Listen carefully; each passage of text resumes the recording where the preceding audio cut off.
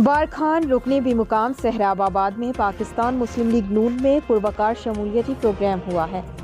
खितरान कबाइल के मुमताज़ सियासी और कबायली रहनुमा नवाब अकबर खान शहीद के छोटे भांजे मीर खालिद महमूद खितरान ने अपने सैकड़ों पार्टी वर्कर्स के साथ